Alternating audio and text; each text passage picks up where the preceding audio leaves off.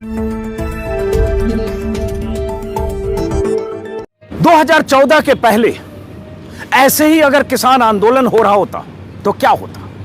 2014 के पहले अगर हरियाणा और पंजाब से हजारों की तादाद में किसान आकर दिल्ली की सीमा पर बैठ गए होते तो क्या होता? 2014 के पहले पंजाब और हरियाणा के अलग अलग इलाकों से हजारों की तादाद में ट्रैक्टर्स दिल्ली के लिए रवाना होते और सिंघू बॉर्डर पर, टिकरी बॉर्डर पर यूं डेरा डाल दिए होते तो क्या होता? 2014 के पहले दिल्ली, यूपी, पंजाब, हरियाणा और राजस्थान की सीमाओं पर हजारों किसानों ने 15 दिनों तक यूं धरना दिया होता, किसान कानूनों के, कृषि कानूनों की वापसी की मांग की होती तो क्या होता? 2014 के पहले अगर दिन रात खुले आसमान के नीचे ट्रैक्टर्स के नीचे किसानों का इतना बड़ा जमावड़ा दिल्ली से चंद किलोमीटर दूर 2 हफ्ते से ज्यादा वक्त तक लगा होता तो क्या हो? यह सवाल आज मैं क्यों पूछ रहा हूं? क्योंकि इस सवाल में और इस सवाल के जवाब में आज के मुख्य धारा की मीडिया की मंशा छिपी है, खासकर टेलीविजन चैनलों की। अगर 2014 के पहले इस तरह से किसानों का आंदोलन हो रहा होता, दिल्ली की सीमाओं पर इस तरह से किसान बैठे होते हजारों की तादाद में, कई किलोमीटर तक कतार बनाकर और शांतिपूर्ण ढंग से, तो देश के चैनलों के नामचीन एंकर्स किसानों के बीच आपको दिखते। कोई एंकर किसानों के साथ हुक्का पीते हुए उनकी मांग सुना रहा होता, कोई एंकर ट्रैक्टर में रात गुजारकर सुबह की बात बखान कर रहा होता, कोई मशहूर एंकर या रिपोर्टर किसानों के बीच चौपाल जमाकर उनकी बातें सरकार तक पहुंचा रहा होता, कोई नामचीन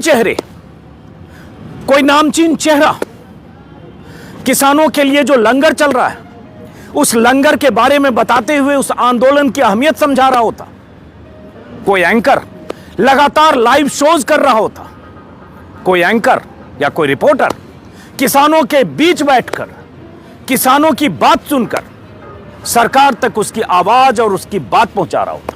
लेकिन आज क्या हो रहा है? आज के टेलीविजन चैनल के वो नामचीन चेहरे जो स्टूडियो में, क्या वो किसानों के बीच हैं? क्या वो किसानों की बात सुन रहे हैं? क्या किसानों से सवाल जवाब करते हुए उनकी बातों को सरकार तक पहुंचा रहे हैं? किसी को देखा है आपने? चंद रिपोर्टर्स होंगे। मैं रिपोर्टर्स की बात नहीं कर रहा हूं, मैं नामचीन चेहरों की बात कर रहा हूं। और क्यों कर रहा हूं? और 2014 से पहले की तुलना करते हुए क्यों कर रहा हूं? क्योंकि 2014 के पहले देश में एक बड़ा आंदोलन हुआ था। 2011 में शुरुआत हुई थी जंतर मंतर से। वो आंदोलन फिर रामलीला मैदान तक गया। वो आंदोलन कई दिनों तक चला, 13 दिन तक रामलीला मैदान में, उसके पहले जंतर मंतर पर। और दिन रात टेलीविजन चैनल ने लाइव कवरेज दिया। सारे बड़े चेहरे, नामचीन anchors, star reporters, star anchors, star editors उन आंदोलन कर्मियों के बीच से लगातार लाइव कर रहे थे। उनकी मांग, उनकी जो बात थी वो देश तक और सरकार तक पहुंचा रहे थे। वो आंदोलन था अन्ना हजारे का। ये आंदोलन है किसानों का। तब सरकार थी यूपीए की, ये सरकार है मोदी की। तो क्या बदल गया? मैं क्यों 2014 से पहले और 2020 की बात कर रहा हूं? हां, फर्क है, क्योंकि आज की सरकार ये नहीं बर्दाश्त कर सकती कि चैनल्स उनकी आलोचना करें। और जब वो बर्दाश्त नहीं कर सकती तो चैनल्स के नामचीन चेहरे, बड़े एंकर्स, बड़े रिपोर्टर्स सरकार को नाखुश करने की मुसीबत मोल नहीं ले सकते, चाहे या अनचाहे। तो ये मोदी का न्यू इंडिया है। इस न्यू इंडिया में सरकार की आलोचना, सरकार से सवाल, किसानों के सवालों को सरकार तक पहुंचाना, सरकार को कटघरे में खड़ा करना, इन आंदोलनकारियों की जो मांगे हैं उसमें कुछ सही कुछ गलत बात हो सकती है, कुछ जायज कुछ अतिवाद हो सकता है, लेकिन किसानों के साथ खड़े होकर किसानों से जुड़े मुद्दे को सरकार तक पहुंचाकर सरकार को घेरने की जो कवायद होनी चाहिए थी, जो 2014 के पहले होती, अब नहीं हो सकती। क्यों?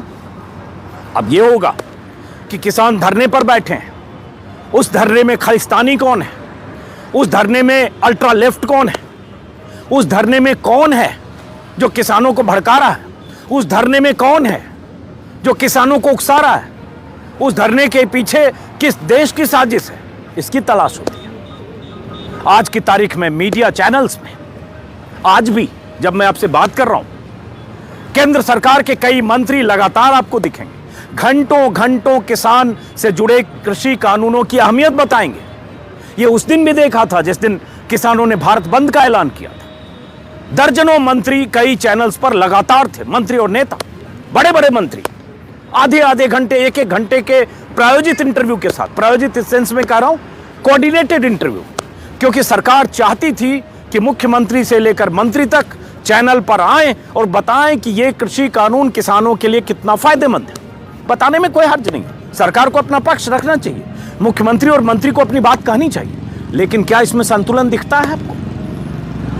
किसानों का जब आंदोलन चल रहा है, किसान सरकार की तरफ से जो प्रस्ताव दिया गया वो कैसे दिया गया आप जानते हैं। यह आंदोलन करीब 2.5 महीने पहले शुरू हुआ, 2 महीने तक इस आंदोलन को दफन किया गया। मुख्य धारा की मीडिया, मैं अखबारों की बात अभी नहीं कर रहा हूं, मैं चैनल्स की बात कर रहा हूं। अखबारों में तो फिर भी खबरें छप रही है 2-2, 3-3 पन्ने की, हालांकि कुछ अखबारों में क्या छप रहा है ये आपको पता होगा, लेकिन चैनल्स के वो चेहरे क्या इन किसानों के बीच कभी दिखे आपको? और दिखेंगे तो क्या होगा? क्यों किसानों ने टिकरी बॉर्डर और सिंघू बॉर्डर पर पोस्टर लगा रखे हैं, गोदी मीडिया हमें कवर मत करो, कुछ चैनल्स के नाम लिखे हैं, कुछ चैनल्स का बाइकआउट कर रहे हैं। क्यों कर रहे हैं? ये नौबत क्यों आई? ये नौबत 2014 के पहले थी क्या? और ये 2014 के बाद क्यों आई? 2014 के पहले 10, 11, 12, 13, 14, 4 साल को याद करिए, नहीं तो 3 साल को याद करिए, 11, 12, 13 मीडिया की भूमिका को याद करिए।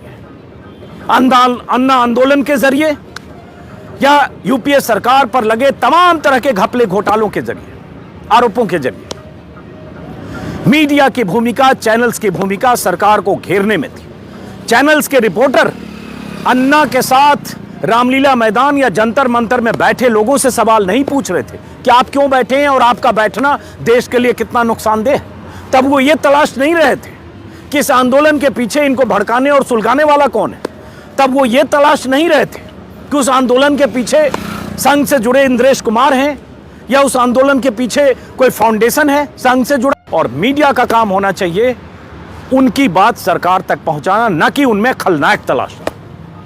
मैं जानता हूं टेलीविजन चैनल्स तस्वीरों को कितनी अहमियत देते हैं, विजुअल्स कितना मायने रखते हैं उनके लिए। 20 साल तक संपादक रहते हुए ये सब मैंने न्यूज रूम में देखा है, लेकिन आज नहीं। वो दौर होता, 2014 के पहले का दौर होता, तो चैनल्स के महारथियों की भूमिका कुछ और होती। उन भूमिकाओं को समझना है तो YouTube पर सर्च करिए अलग अलग नामों से और 2011 और 12 की तस्वीरें देखिए। कहां थे वो सब? स्टूडियो में नहीं थे, कोई रामलीला मैदान में था, जंतर मंतर पर था, दिन रात जिमी जिप, क्रेन, मल्टीकैम लगे होते थे। आज वो नहीं है। 1-2 चैनल को छोड़ दें तो क्यों नहीं है? यही सवाल है। आज एंकर्स, रिपोर्टर्स, वो भी मैं बार बार कर रहा हूं, सारे रिपोर्टर्स की बात नहीं कर रहा हूं, मैं सिर्फ नामचीन सुपरस्टार्स की बात कर रहा हूं। किसानों से ही सवाल पूछ रहे हैं, किसान संगठनों से सवाल पूछ रहे हैं। सरकार की तरफ से कही गई बात या सरकार का पक्ष लेकर किसानों को ही कटघरे में खड़ा कर रहे हैं। होना उल्टा चाहिए था।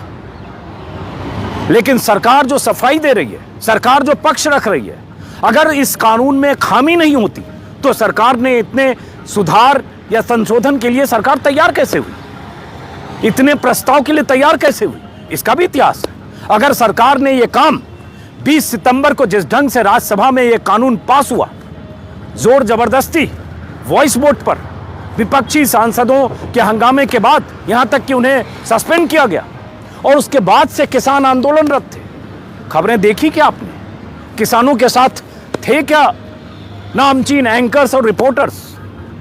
छिटपुट खबरें चली है। अभी भी चल रही है, लेकिन बड़ी भूमिका उनकी सरकार के पक्षकार की तरफ बहुतों की है। बहुतों की, सबकी बात नहीं कर रहा हूं, बहुत सारे ऐसे लोग भी हैं जो किसानों की बात रख रहे हैं, किसानों की बात सुन रहे हैं, किसानों की बात सरकार तक पहुंचा रहे हैं। लेकिन मैं फिर कह रहा हूं उन नामचीन चेहरों की जो सत्ता को साधने में ज्यादा यकीन करते हैं, किसानों की बात सुनने में कम, क्योंकि किसानों की बात सुनकर, किसानों की आवाज बनकर, किसानों की बात उनकी डर और उनकी आशंका को सरकार तक पहुंचाने में खतरे हैं। सरकार से नाराजगी का खतरा, लेकिन सरकार की बात करने में, सरकार का पक्ष रखने में, मंत्रियों के साथ बातचीत करके और उसमें से खबर तलाशने में सरकार को खुश रखने की गुंजाइश 100%।